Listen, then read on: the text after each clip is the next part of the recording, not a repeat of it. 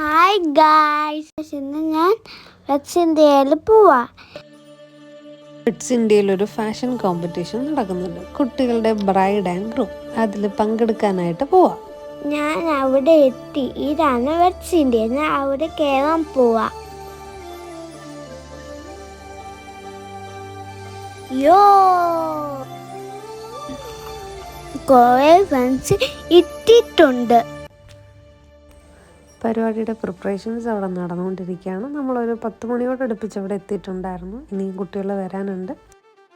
Hi അമ്മി.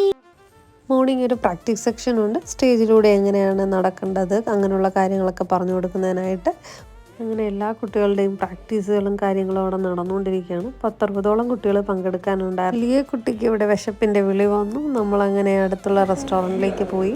പൊതു ബിരിയാണിയാണ് ഓർഡർ ചെയ്തത്. ലിയയുടെ ഫേവറേറ്റ് ഫുഡ് ബിരിയാണിയാണ്. ബിരിയാണി എങ്ങനെ ഇഷ്ടപ്പെട്ടോ? നമ്മളങ്ങനെ തിരിച്ചെത്തി. അവിടെ തന്നെ മേക്കപ്പ് ആർട്ടിസ്റ്റ് ഉണ്ടായിരുന്നു. അങ്ങനെ മേക്കപ്പ് ഇടയിൽ സ്റ്റാർട്ടായി. ഒരുപാട് കുഞ്ഞുങ്ങൾ ഇങ്ങനെ വെയിറ്റ് ചെയ്ത് നിൽക്കുകയാണ്. അങ്ങനെ ഒരുവിധം ഒരുക്കങ്ങളൊക്കെ കഴിഞ്ഞു. അവർ തന്നെയാണ് സെലക്ട് ചെയ്ത് തരിക. അങ്ങനെ ഡ്രസ്സ് ഇടിയിലും കഴിഞ്ഞു. എങ്ങനെയുണ്ട്? ഞാൻ സൂപ്പറല്ലേ? അങ്ങനെ ലാസ്റ്റ് മിനുക്കുമണികളൊക്കെ നടന്നു. അങ്ങനെ ലിയ പരിപാടിക്കായിട്ട് റെഡിയായി. ഞാൻ സൂപ്പറല്ലേ?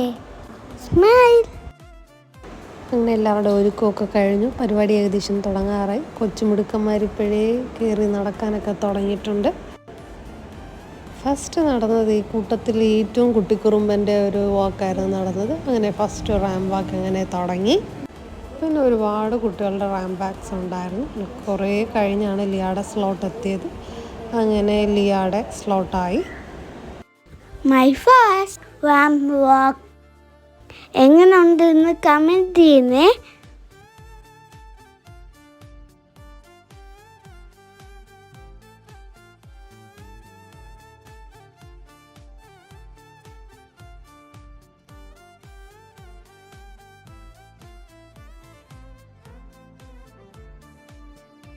അത് കഴിഞ്ഞൊരു കപ്പിൾ റാമ്പ് ബാക്ക് ഉണ്ടായിരുന്നു, ബ്രൈഡ് ആൻഡ് ഗ്രൂം പോലെ. അങ്ങനെ അതും കഴിഞ്ഞു.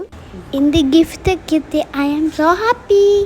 By bye, see you next time. ലൈക്കും സബ്സ്ക്രൈബ് ചെയ്യാനും മറക്കല്ലേ.